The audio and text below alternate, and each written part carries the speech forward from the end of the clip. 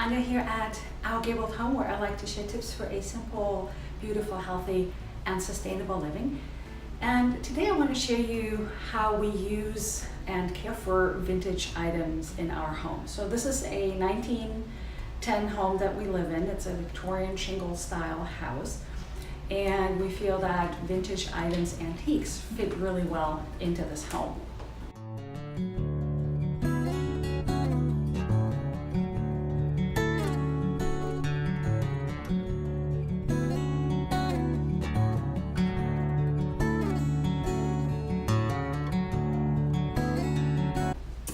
Behind me you can see, if you've been following on Instagram, I've shown this before, a piece of furniture that I inherited from my grandfather.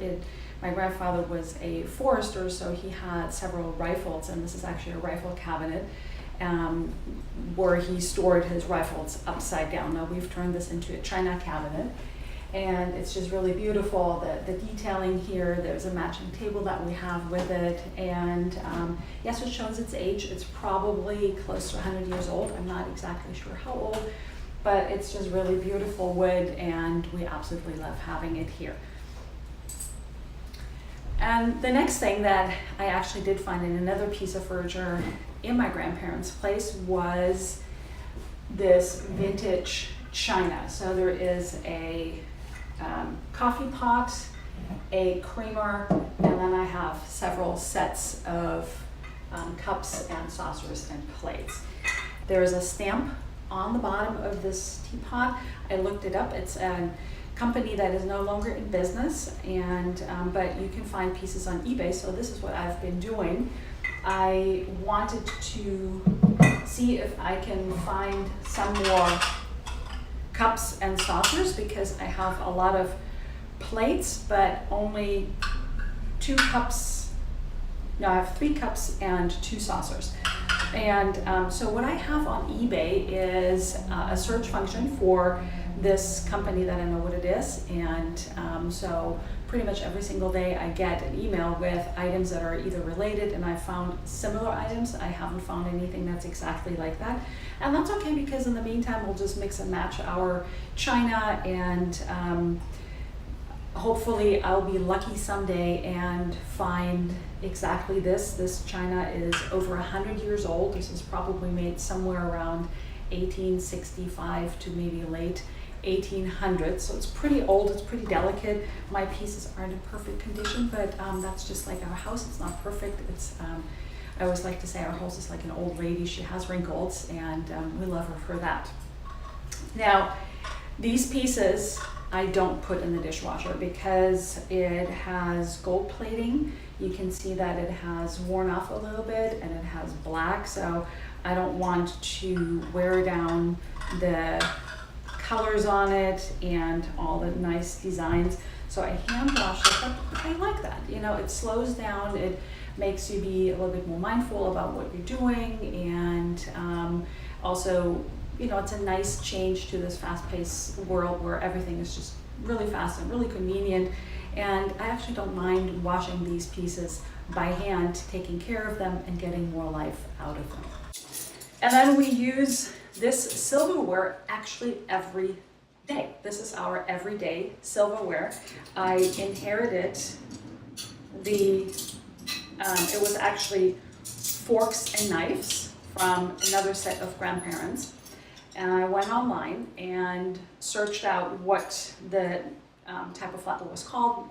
There was a stamp on it, so I could tell what company made it. And this is from the 1930s. I had 6 forks and 6 knives, and obviously that wasn't going to go very far. What I did is I went on eBay, and for some reason I got super lucky.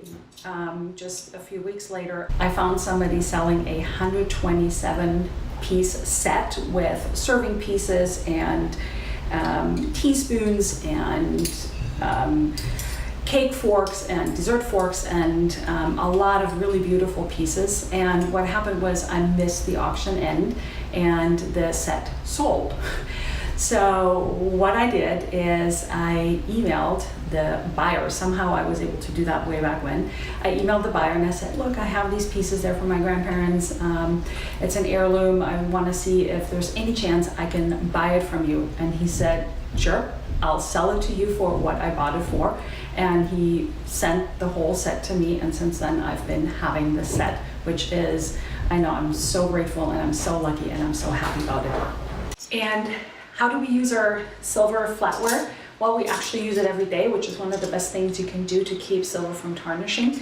And every so often, for example, these small teaspoons, I have so many of that we don't rotate through them all the time. They do get a little bit tarnished, and then either I'll just give them a really good washing and polish them a little bit, or I'll just get a commercial silver cleaner and polish them back up. And those actually do go in the dishwasher. I have a very mild dishwashing detergent. I have a video of how to make your own, which I'll be linking below.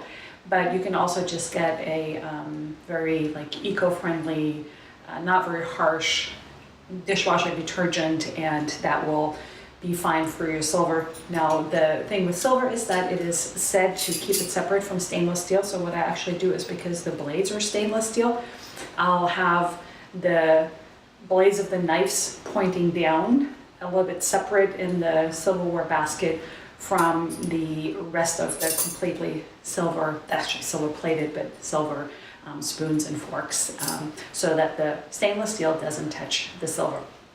And as you can see here in the back, we have heirloom pictures, antique pictures, photographs, and printings. And this is actually a great grandmother of mine who continues to live in our house with us. I hope you enjoyed watching this video. If you're new, please subscribe to my channel. Please also give me a like. You can also go to ourgabledhome.com, where I have more tips and recipes for living in a natural home.